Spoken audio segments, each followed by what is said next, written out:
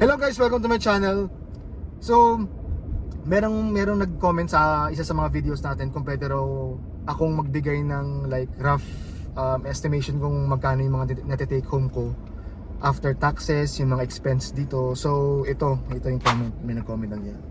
So, yan, i-discuss natin yan with Ma'am Estel. Hi!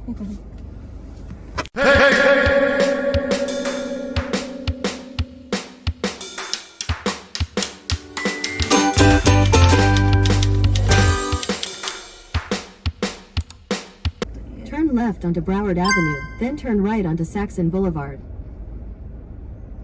At the light, turn right onto Saxon Boulevard.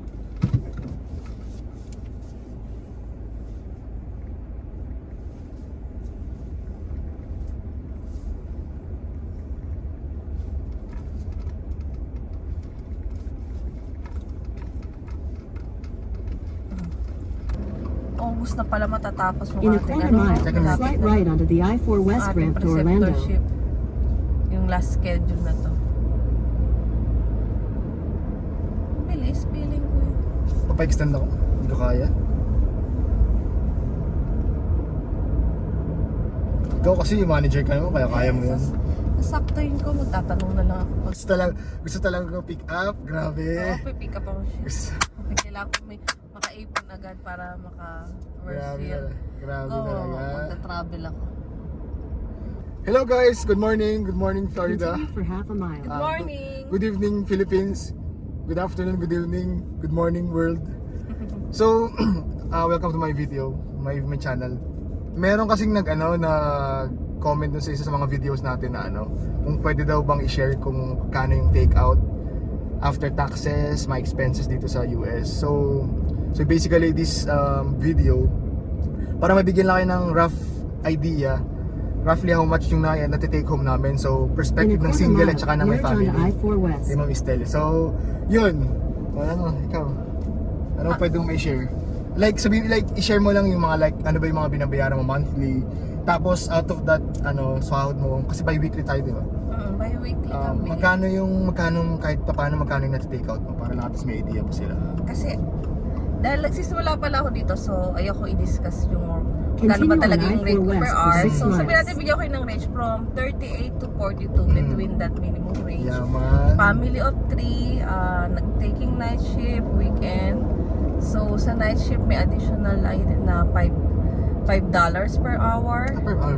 Per hour, $5.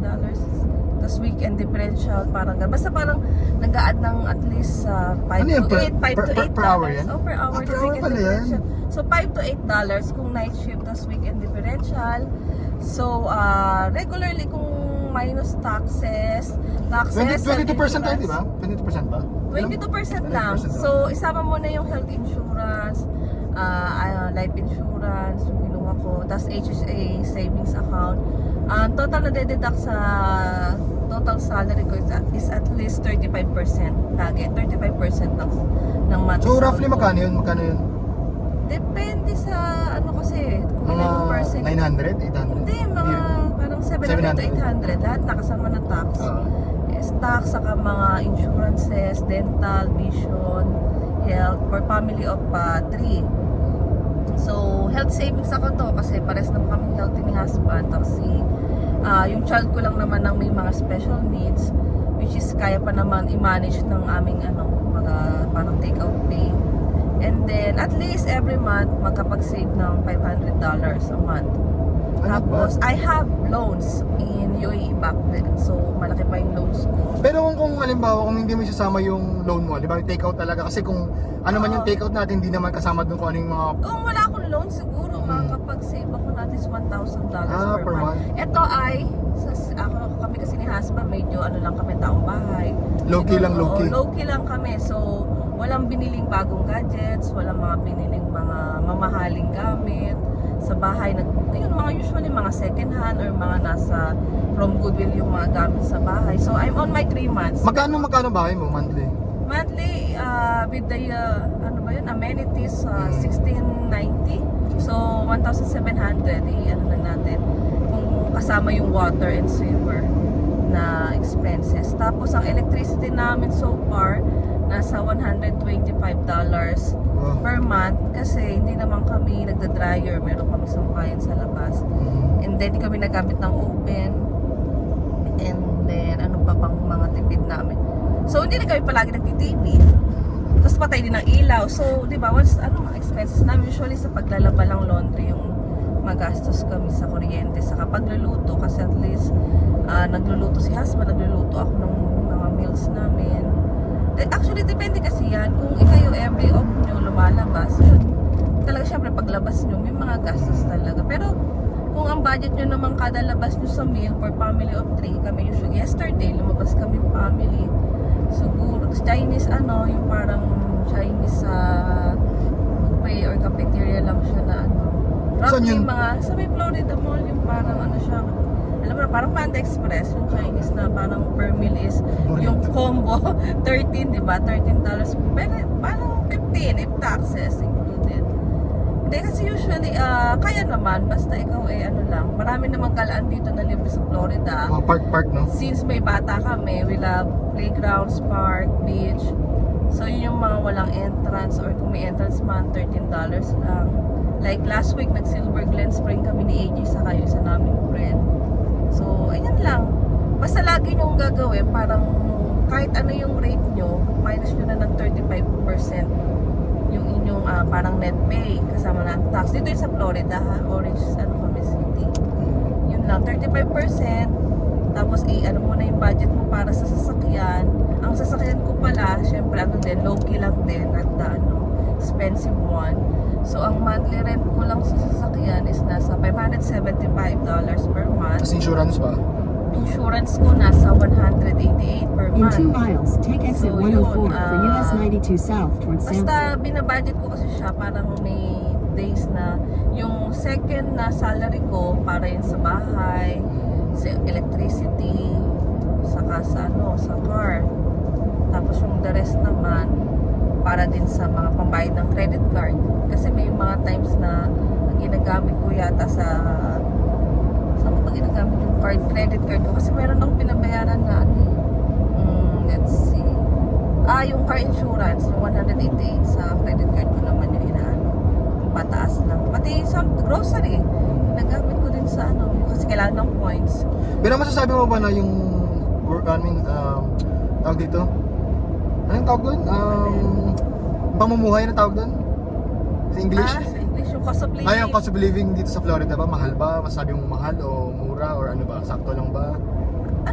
Medium siguro. Medium lang. Kasi galing ako UAE, so more medium. Kasi mahal yung rent sa bahay. Yun yung mahal sa bahay nga. Medyo Oo, mahal kasi talaga kahit dito. suburban na kami ng Orlando, 30 minutes away to 1 hour away kami ng pinaka-main na Orlando City.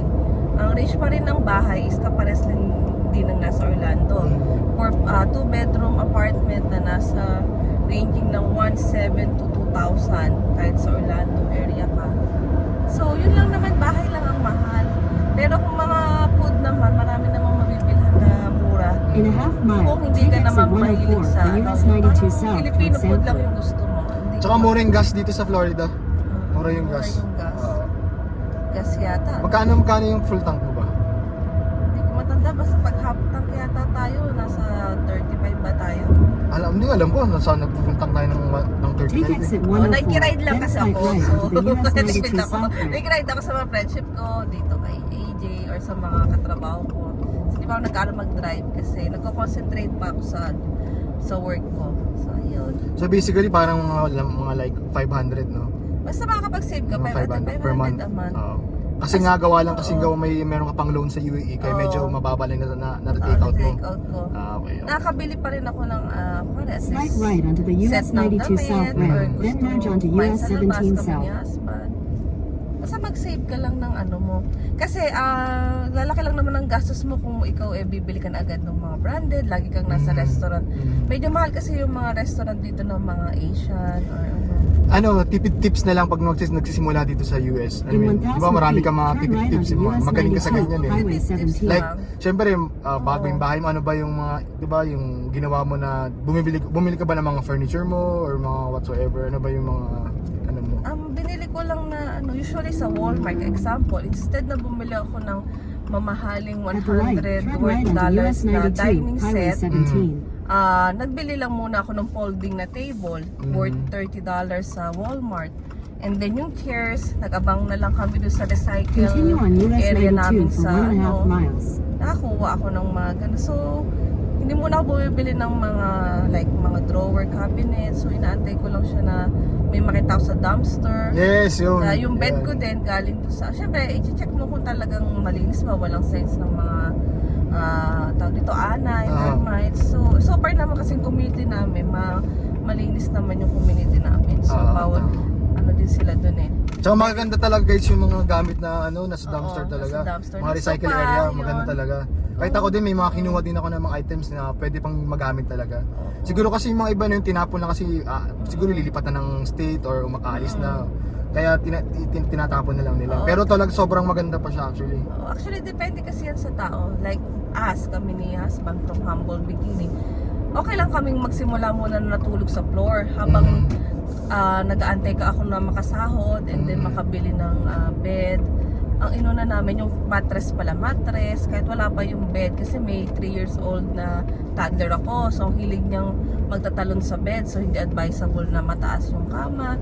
So sa floor muna kami, and then wala muna kaming sofa. Then yung mga ganong things ba naman, kung na-willing ka muna i-delay, kumbaga delay gratification. Tama. Yung TV, hindi na kami bumili muna ng TV, sakto may nag-garage sale.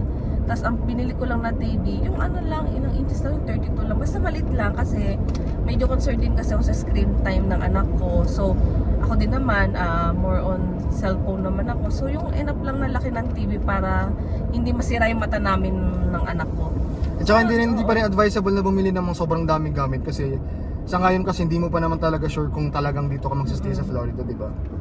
I mean, kung may iba pa ka bang plans na lumipat ng state, so Ganun din. might as well ano ka na lang muna yung mga second hand, so alam mo yun, para mas tipid din talaga. Oo, kasi hindi mo pa alam, bibili ka din ng bahay. Oo, yun. In Oo. 1,000 feet, use the left 2 lanes to turn left to stay on US 92, Highway 17. Pero it's on your own talaga kasi meron kasing napipil yung gratification or parang nawawala yung stress nila kapag Sabagay, oo. ganito yung nabili nilang gamit. Totoo naman.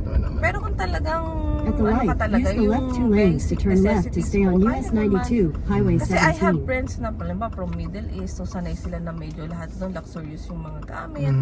So para syempre nung lumipat sila doon, mine-maintain nila yung lifestyle nila minsan sa Middle East. Nasasabi na, wala ako nasisave, parang masyadong na ano daw ang US, parang nag-glorified. Pero kanya-kanya kasi tayo ng ano talaga, priorities. Sa simula talaga, yung maiipon mo, hindi pa talaga nung kalaki sa ano. Pero in fairness dito talaga, kasi mas malaki pa rin ang naiipon ko dito kasi sa UAE. At saka ngayon kasi nasa orientation pa rin tayo eh. Nasa Orientation preceptor pa lang lang tayo, kami. so wala pa tayong mga OT, mga pick-up shift. Nasa ano pa lang kami ngayon, almost sa 1 month pa lang kami na Nasa area talaga, sa unit. Area, Oo. So, Kaya, yun lang.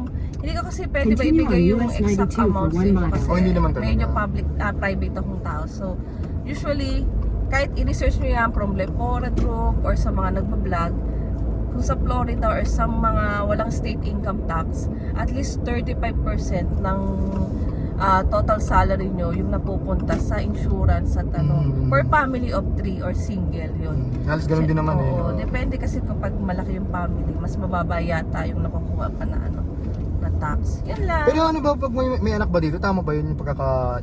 May parang yung tax may- credit na 2,000 Yun, ibigay yun. sa'yo sa Per child yun. per child. At Di mag-anak ka na maximum pala mo ng 3 marami. yata. Ayoko pa na.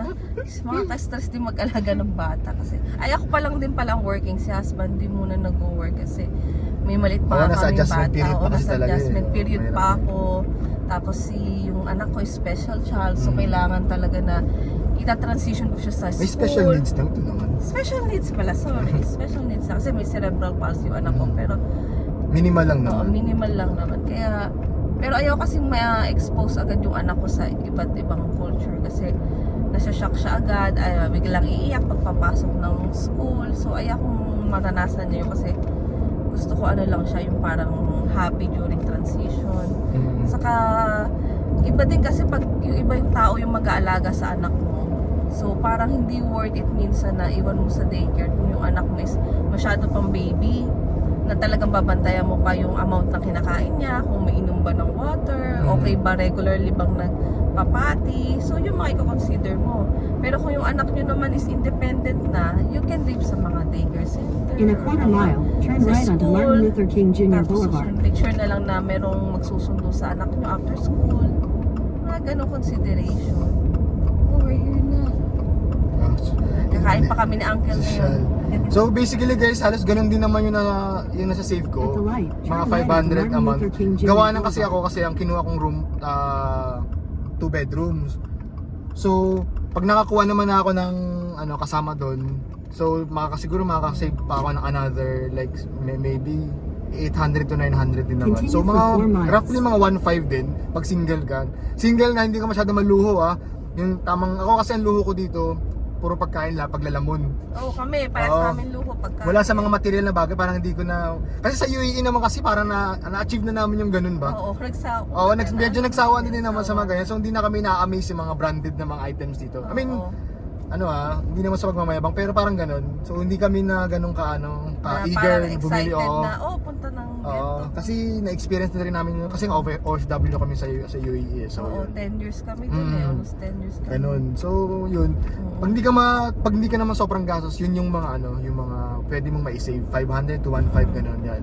Ganun. Tapos, yun lang talagang pag laging off talaga namin dito sa US, kailangan mo talagang gumawa ng way para mag-unwind, mag-chillax kasi otherwise medyo nakaka-burnout yung trabaho din. Kahit na sabihin natin 3 days lang yung 12-hour shift. Ang dami nangyayari sa mga Oo, ang dami panahon na nangyari yun, sa sobra. 3 days na yun. Ibang-iba talaga dito, grabe. As in, sulit yung bayad naman sa'yo. Parang ganun. Oo. Pero masaya. Hindi naman, worth it naman yung decision na pumunta sa US. Mm-mm. Yun. Pero syempre, iba pa rin yung buhay namin sa UAE. Mas chillax sa UAE. Mas maayos talaga. Yun nga lang, syempre, mas malaki talaga dito yung Oh, mas malaki talaga dito. alam mo yun? Saka yung growth. Yes. Iba talaga. So, yun lang guys. Yun lang. So, sana nakatulong kami sa inyo. Roughly ganun lang naman. Well, Florida kasi to kasi syempre ang rate naman ng Florida hindi naman ganun kataas. Katulad sa mga ibang state, di ba? Saka So, kami, starting pa lang. Oo. Starting pa lang yung rate namin. Na hindi pa ganun sa mga katulad ng mga ibang may experience na Oo. malaki agad yung So kung sahod. kayo kung gusto kung ayaw niyo ma-miss yung Pilipinas, Florida is the best country state for you. Kasi parang siyang Pilipinas lang din. Oo, naulan sa hapon. Oo, ganun. Tapos, Unpredictable yung maraming yung weather. puno. Oo, yan, ganyan. Masaya, maganda din naman din dito. Parang laid back ba? Mm-mm. Masaya siya. Ayun. Ano yun? Kakain mo ng mga auntie at uncle. No? So yun nga guys. So sana nakatulong kami. Follow for more. Subscribe.